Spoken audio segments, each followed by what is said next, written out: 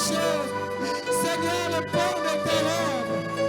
Les soucis disparaîtront. Aïe, aïe, aïe, aïe, aïe, aïe, aïe, aïe, aïe, aïe, aïe, aïe. Chebra sotorobos. Maya sukala kaida sobrado. Shadada sobrada shebaba. Nanana shadada sobrado. Eba sobrate sobrada. Eba sobrada shebaba.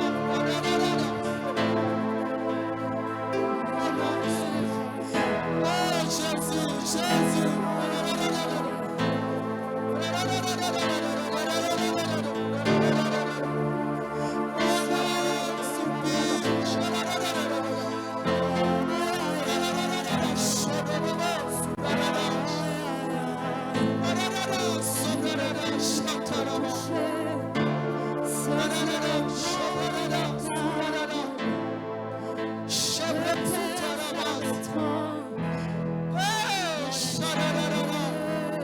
Tu es là pour visiter quelqu'un ce soir.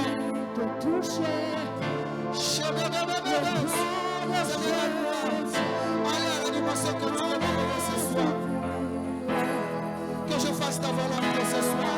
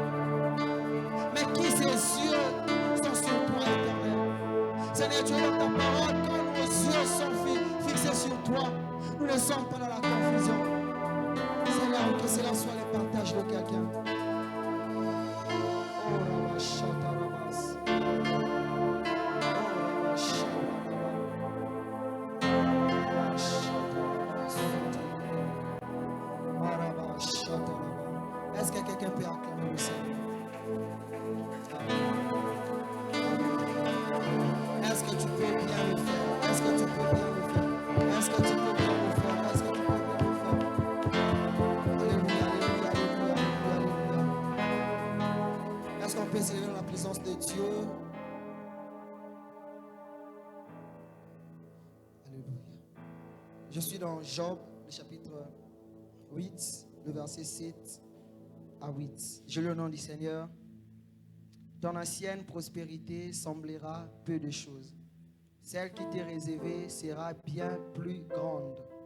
Interroge ceux de générations passées, soient attentifs à leur expérience, à l'expérience de leur père. Nous lirons rapidement encore Job, le premier chapitre. Je lis le premier jusqu'au 3e verset. La Bible déclare: il y avait dans le pays de Dutz un homme qui s'appelait Job. Et cet homme était intègre et droit. Il craignait Dieu et se détournait du mal. Il lui naquit 7 fils et 3 filles. Il possédait 7000 brebis, 3000 chameaux, 500 paires de bœufs, 500 ânesses et un très grand nombre de serviteurs. Et cet homme était le plus considérable de tous les fils de l'Orient. Et rapidement, nous allons lire Job 42. Le premier verset dit ceci. Job répondit à l'Éternel et dit: je reconnais que tu peux tout. Est-ce que quelqu'un peut le dire avec moi? Je reconnais que tu peux tout. Et quelqu'un peut le faire avec beaucoup de confiance, avec beaucoup de vivacité. Je reconnais que tu peux tout. Et que rien ne s'oppose à tes pensées. Et puis, il dit encore: quel est celui-là qui a la folie d'obscurcir mes desseins? Oui, j'ai parlé sans le comprendre, de merveilles qui me dépassent et que je ne conçois pas. Les versets 10, rapidement, la Bible dit: l'Éternel rétablit Job dans son premier état, quand Job y priait pour ses amis. Et l'Éternel lui accorda le double de tout ce qu'il lui avait possédé. Est-ce qu'on peut acclamer le Seigneur? Est-ce que tu peux bien acclamer le Seigneur? Alléluia, alléluia.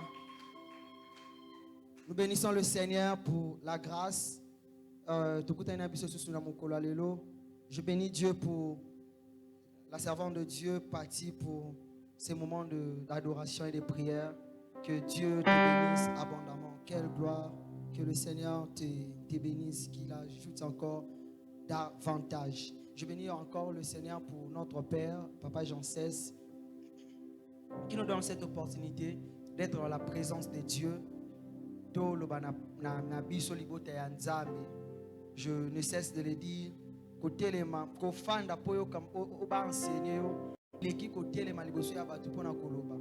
Donc nous sommes des privilégiés pour qu'il enseigne biso. À chaque fois qu'il nous enseigne, pour moi c'est un privilège. Je prends ces moments comme des moments très capitaux pour mon édification, pour ma croissance spirituelle. Parce que tu peux parler devant les gens, mais si toi tu n'es pas bien enseigné, tu risques de faire des dégâts. Et nous avons la grâce d'avoir quelqu'un qui est ancré dans la parole de Dieu, qui nous enseigne la saine doctrine. Est-ce qu'on peut acclamer le Seigneur pour l'homme de Dieu, notre Père? Merci également pour sa femme, maman Aline, également pour le collège pastoral, papa Guido, ainsi que maman Marthe pour le travail qu'ils font na pembeni ya Mosali ya Nzambe, ainsi que Bissonionso, le leadership de l'église et tous les ouvriers et Bissonionso Douene Sikao. Alors sans plus tarder, nous allons continuer avec notre enseignement depuis tous ces jours. Ton ancienne prospérité semblera peu de choses, ou votre ancienne prospérité semblera peu de choses. Mais alors, le sous-thème que je nous propose ce soir, excusez-moi, s'intitule les épreuves. Est-ce que tu peux dire à ton ami de gauche et de droite les épreuves? Ok. Dans le 3 versets, nous voyons Moutoumoko, mais qui vit deux choses différentes. Au premier verset, au premier chapitre même, on est en train de nous parler d'un homme qui, sa vie était meilleure, qui vivait une vie que plusieurs d'entre nous rêvent. Il était marié, père de 10 enfants. À l'époque, je crois, le lundi, le pasteur Guy nous avait expliqué, les enfants, c'était parmi des choses qui démontraient que quelqu'un est béni de Dieu. Il avait beaucoup d'enfants, il avait beaucoup de brebis, il avait tout ce qu'il pouvait montrer qu'on en a besoin pour Azalana et Sengo. Et c'était vraiment une chose de bien. Alors, toujours dans le verset, nous allons voir cet homme combien merveilleux, qui craignait même le Seigneur, il y a quelque chose de mal lui arriva. En un seul jour, il a tout perdu. Il a tout perdu de tout ce qu'il avait. Il n'a pas seulement perdu ses enfants, il a perdu aussi ses biens matériels, immobiliers, ndaku, bétail, troupeau, tout était parti en un seul jour, en un seul moment. Alléluia. Mais cet homme,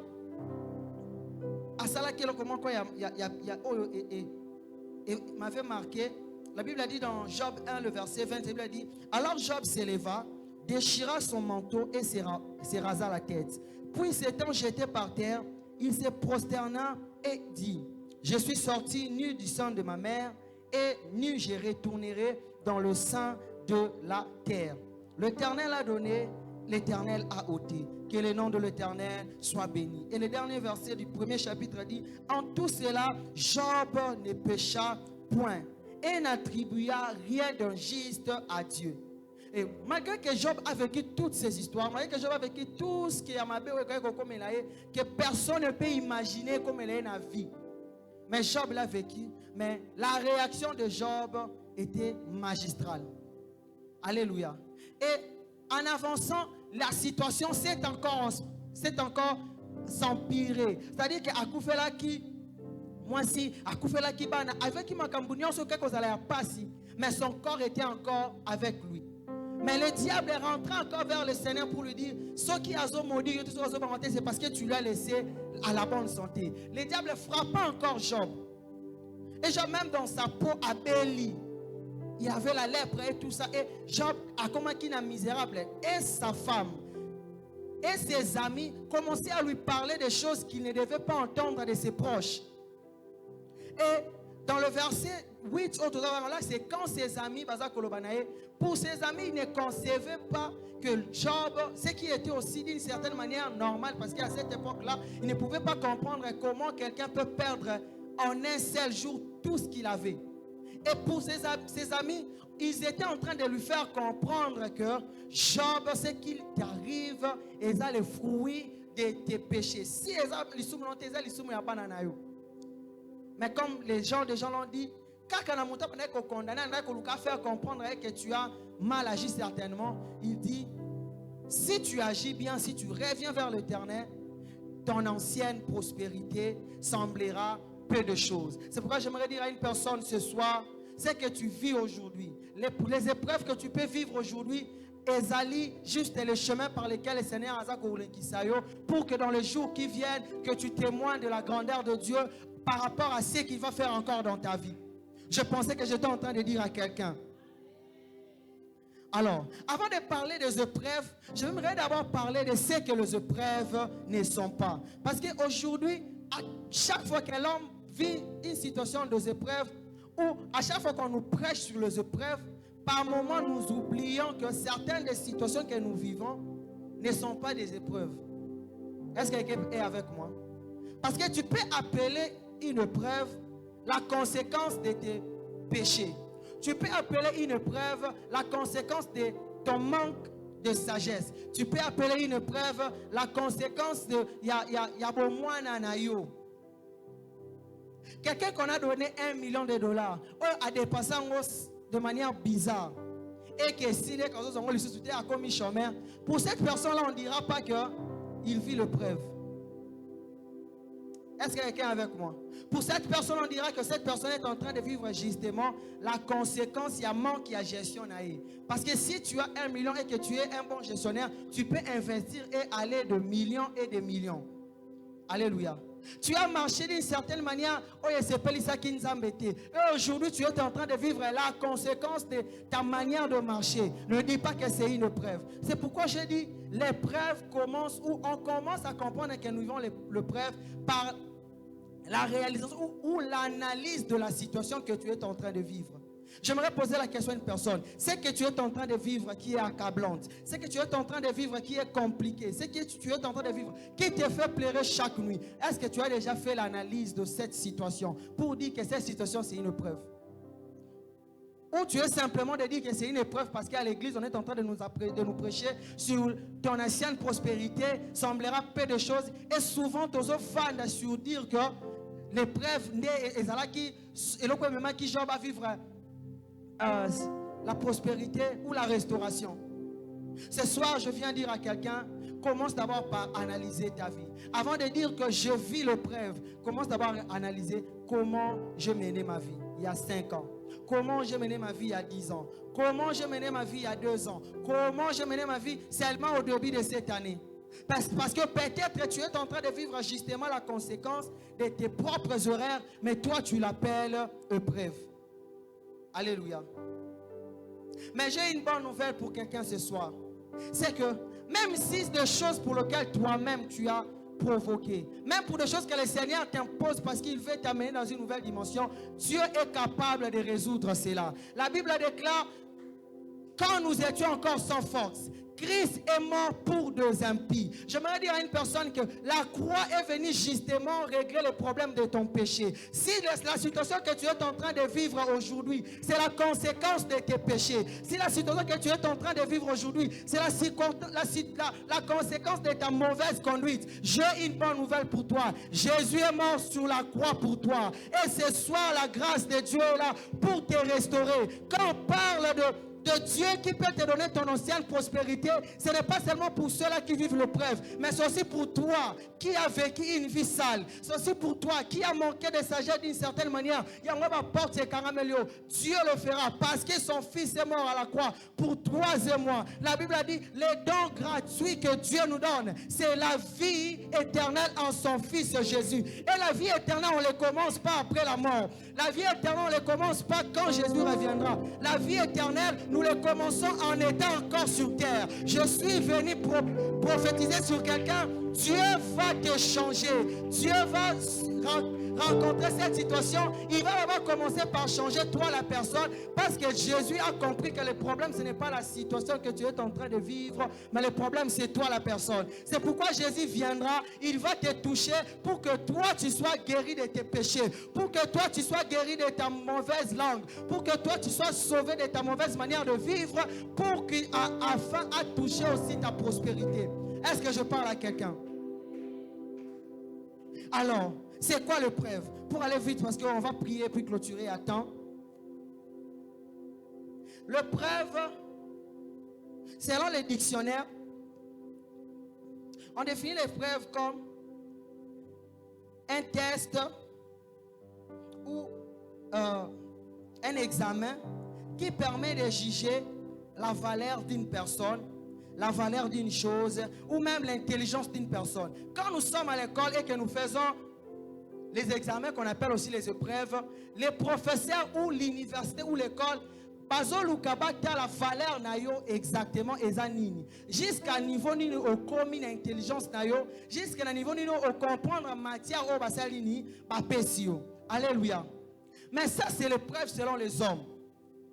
Ça, c'est l'épreuve selon les hommes. Mais Dieu aussi a sa manière de définir l'épreuve. Et quand Dieu définit l'épreuve, Dieu ne définit pas les épreuves selon les hommes. Alléluia.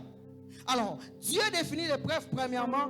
L'épreuve est le test pour Dieu de la maturité, de la fidélité et de la confiance en Dieu d'une personne. Quand Dieu te mène ou Dieu te met dans une situation d'épreuve, Dieu est en train de chercher en toi. Il est en train de regarder jusqu'à un niveau ni au commis mature, jusqu'à un niveau ni au coli na makambunaye.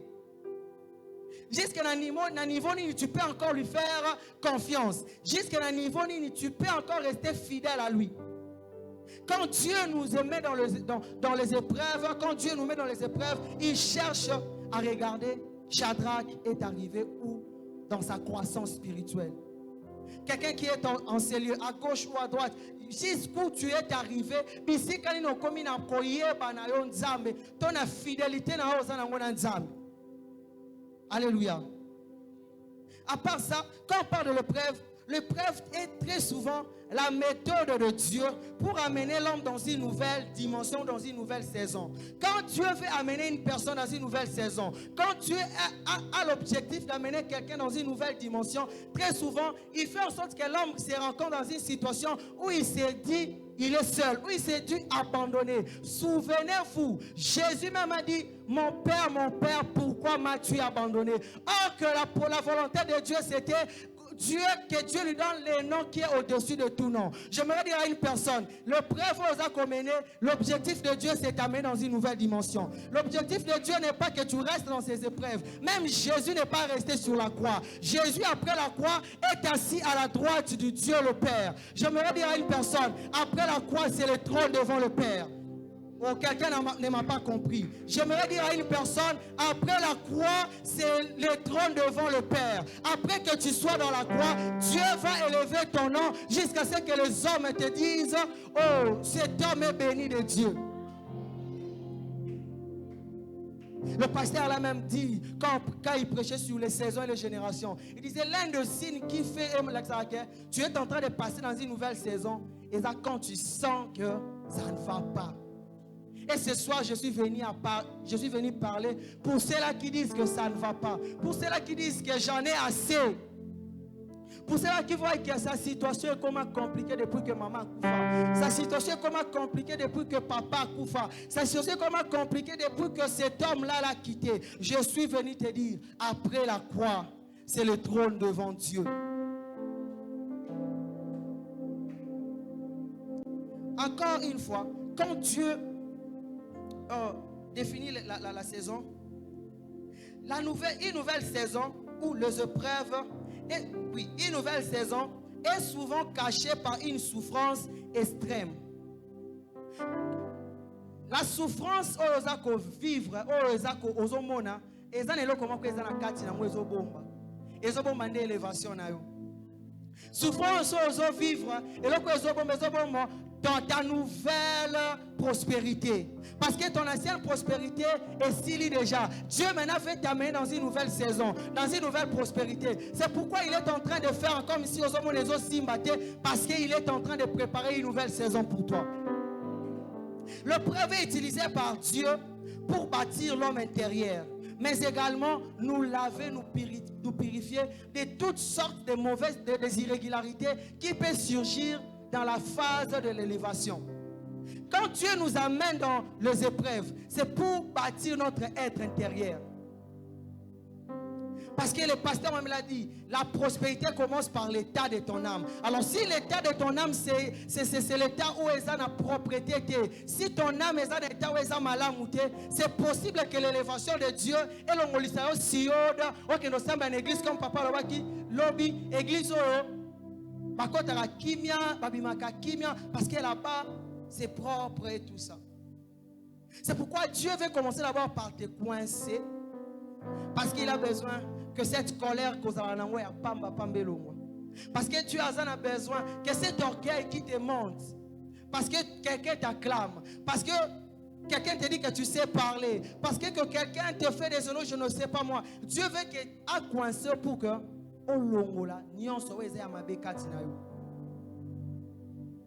frère, tu n'es pas encore dans la gloire ou tu n'es pas encore marié, mais quand toi tu es dans ton téléphone, tout ce que tu regardes ce sont des femmes nues. Dieu te coince pour que comme un mbongo otara des gigates pour que des gigates mais otara méga il y a un mois pour que otala kaka kamakameza mabe. C'est pourquoi aujourd'hui j'étais en train de regarder le téléphone, il y a un homme de Dieu qui chantait, qui disait otala kanini na TikTok, oluka kanini na TikTok.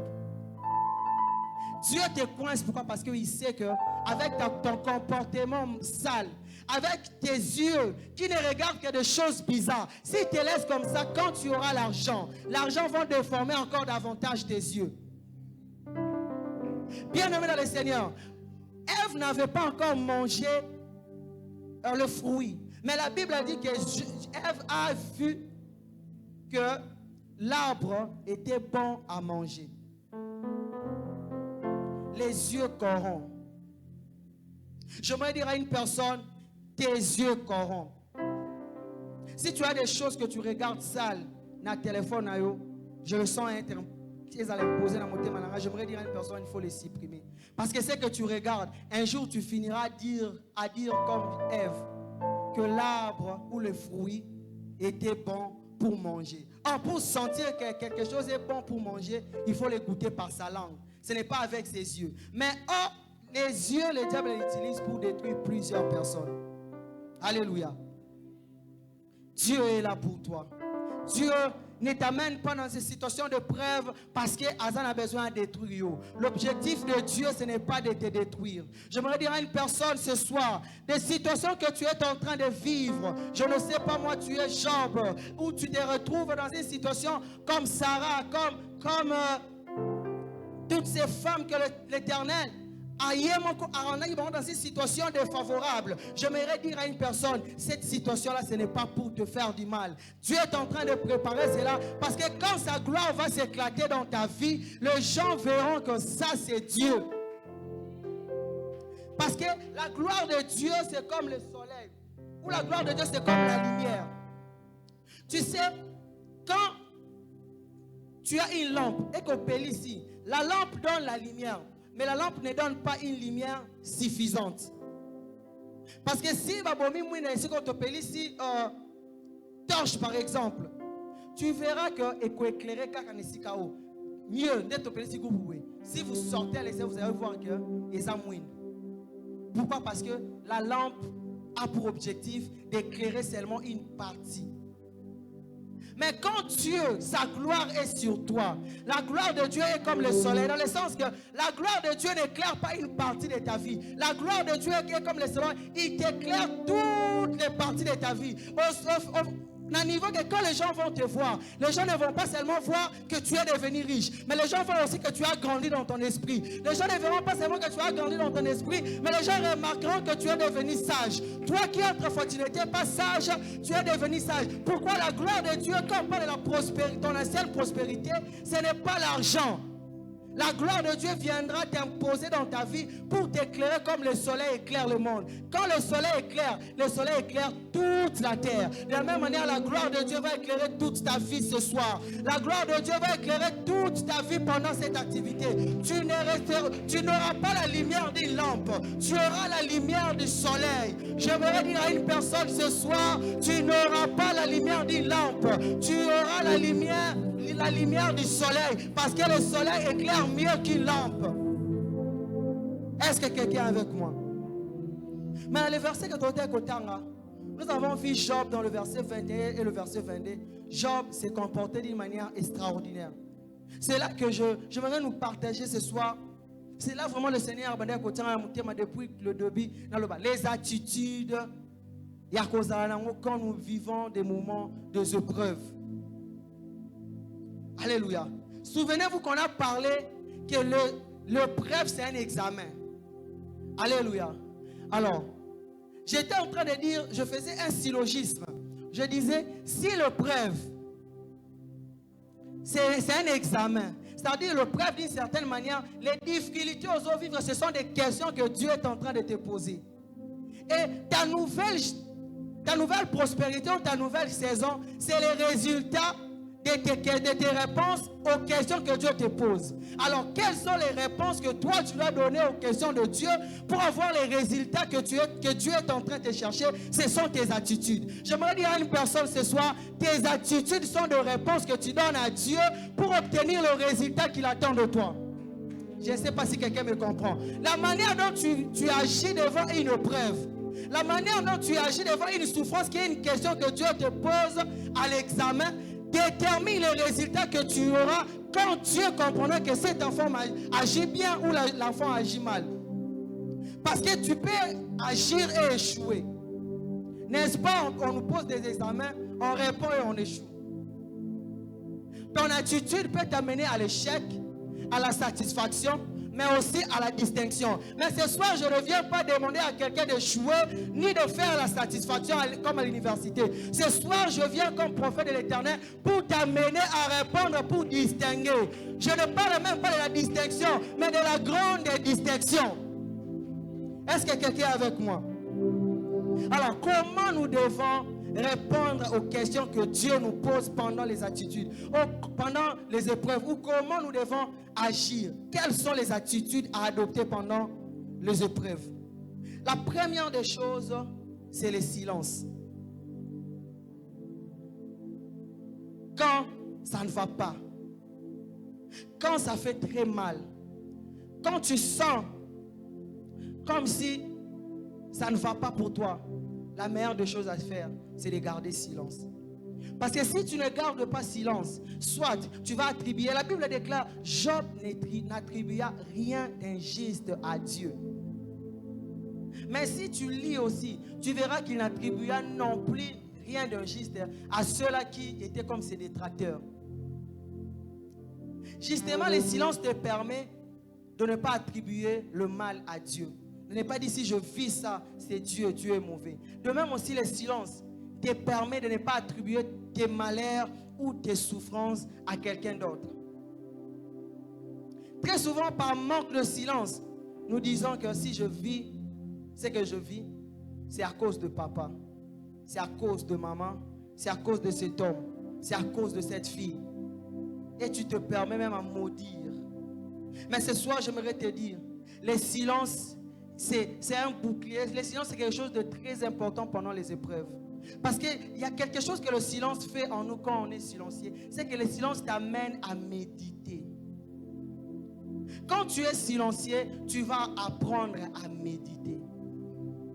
Et justement, quand on médite, on est en train de préparer son esprit à la rencontre de Dieu. Quand on médite, on est en train de préparer son esprit à comprendre ici quelle est une volonté en Nzambe zali dans la situation où on a vivre. Le silence t'amène à méditer sur ta vie, à méditer pourquoi cela est arrivé. Et Dieu finira par te montrer le chemin à suivre. Est-ce qu'il y a encore des gens qui sont silencieux pendant qu'ils vivent des moments compliqués? Quand je parle des silencieux, je parle aussi des statuts WhatsApp, Facebook, je ne sais pas moi. Ce n'est pas sur Facebook qu'on plaire. Ce n'est pas sur WhatsApp qu'on plaire. Si tu sais, tu veux que Dieu te fasse du bien, reste silencieux. Même quand tu as reçu quelque chose de bien, une couronne. Parce que certaines personnes aussi, leur couronne, vraiment préparée, vraiment à tes statuts, tu sens que ce statut, c'est un statut visé. Ou à élever quelqu'un d'autre dans l'objectif de nuire à d'autres. Ce soir, j'aimerais te dire, pendant tes moments de preuve, ou si tu vis des épreuves, quand Dieu va commencer à te faire du bien, bénis le Seigneur, mais sois silencieux. Le silence ne signifie pas qu'au fin d'Akimia, Pekaka.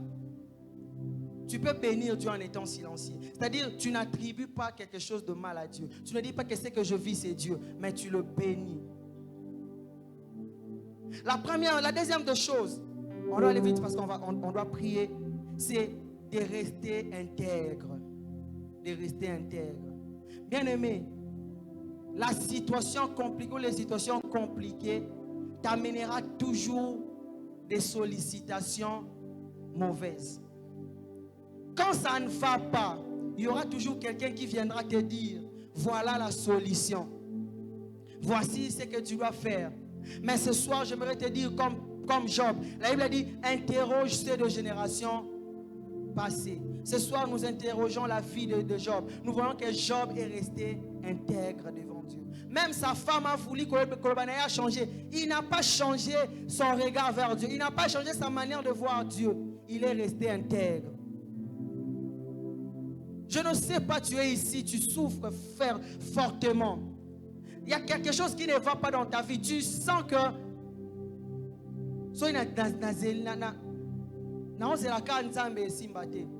bien-aimé, j'aimerais te dire, attends encore Dieu. Attends encore Dieu. Attends encore Dieu.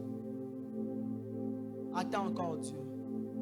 Dieu a la possibilité de te donner un seul enfant. Mais cet enfant, c'est lui qui doit précéder Jésus. Dieu a la possibilité de donner un seul enfant. Et de cet enfant, Dieu a l'aube de tous les hommes qui sont nés sur la terre.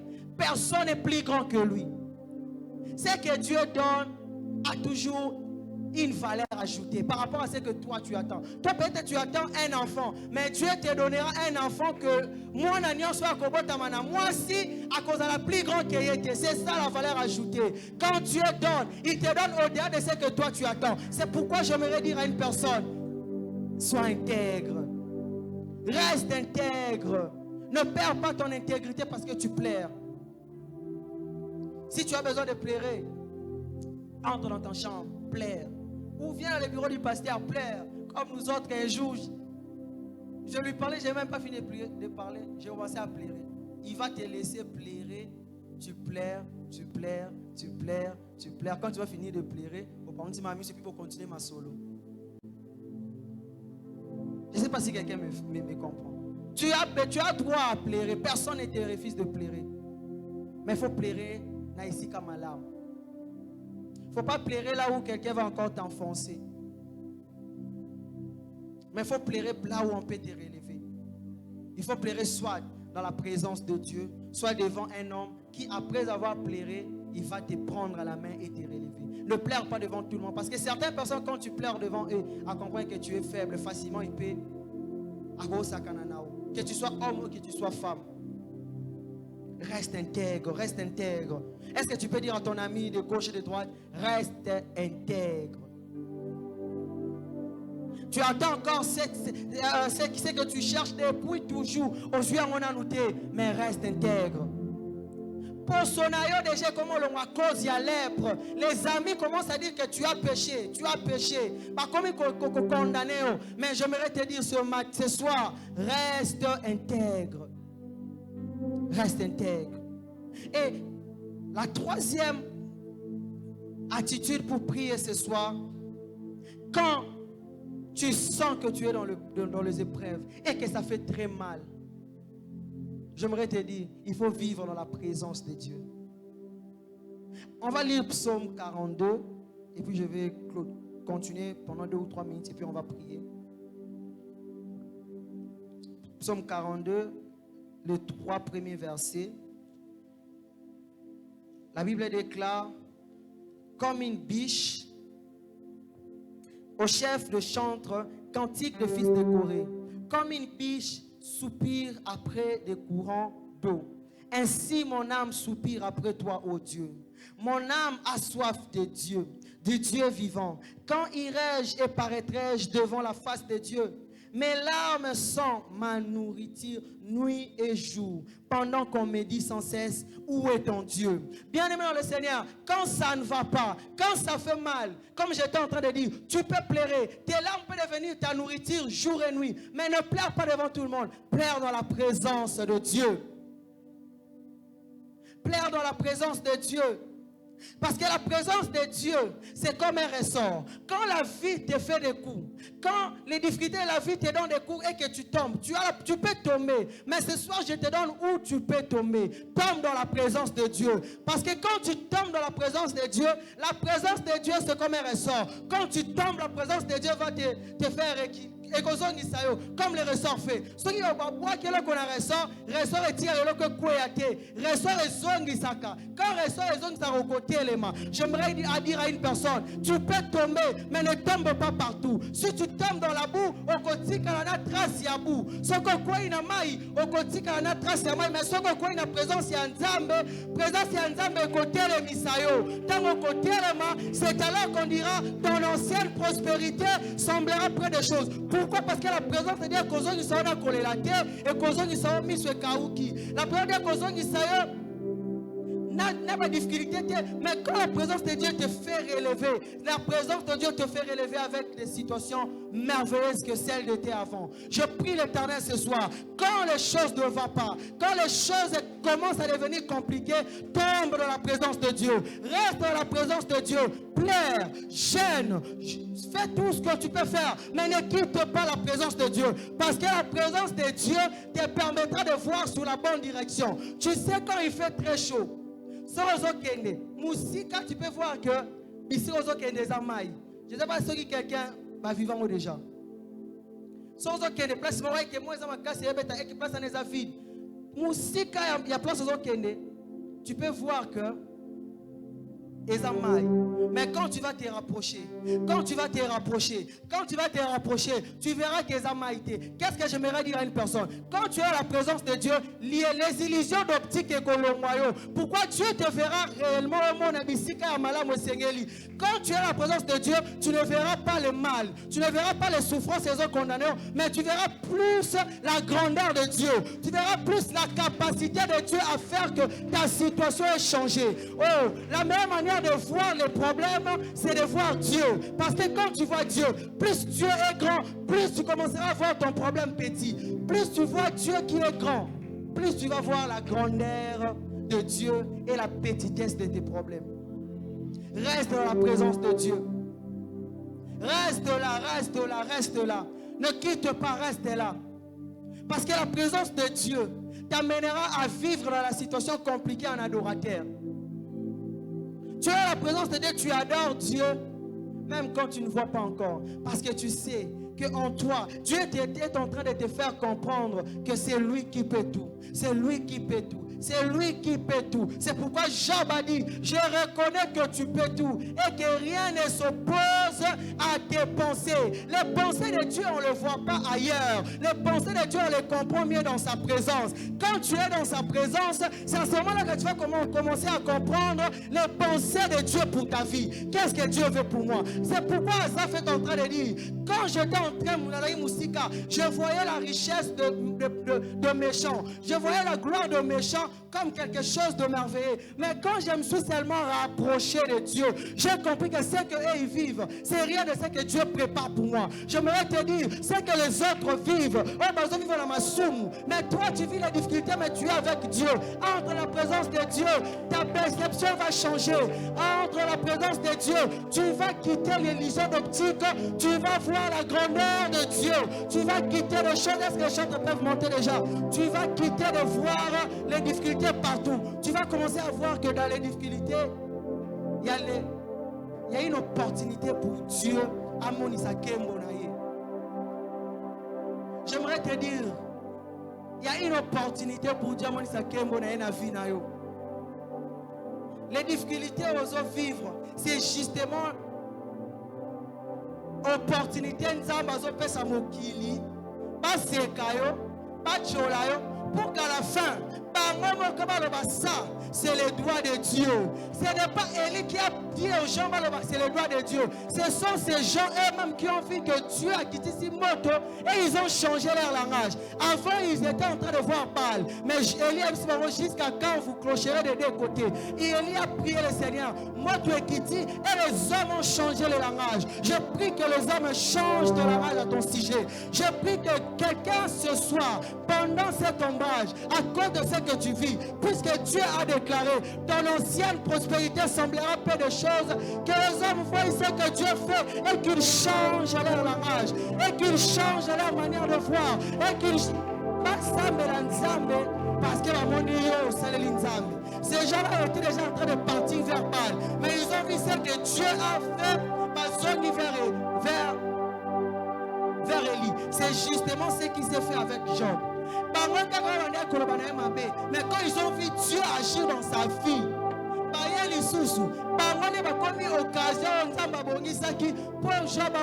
si vous lisez bien, Job a commencé parce que les gens venaient lui donner. Les gens venaient lui donner. Les gens venaient lui donner. Les gens venaient lui donner. C'est pourquoi je prie pour quelqu'un ce soir. Que ta porte soit toujours ouverte. Parce que tu as vécu les épreuves. Et que tu as la bonne attitude. Que ta porte soit ouverte. Et qu'elle ne soit fermée ni le jour ni la nuit. Pourquoi? Pour laisser entrer chez toi les trésors des nations. Mais plus que le roi vienne te déposer des choses. Je prie que dans la maison de quelqu'un, que le roi, quand je parle de roi, ce sont des personnes qui ont la décision pour ta vie. Des personnes que Dieu a leur cœur qui peut commencer à les incliner pour venir déposer les choses merveilleuses. Je prie pour quelqu'un ce soir. Est-ce qu'on peut s'élever dans la présence de Dieu? Est-ce qu'on peut s'élever dans la présence de Dieu? Est-ce que quelqu'un peut commencer à célébrer Dieu? Est-ce qu'on peut commencer à bénir Dieu pour son amour? Est-ce que quelqu'un peut bénir Dieu pour son amour?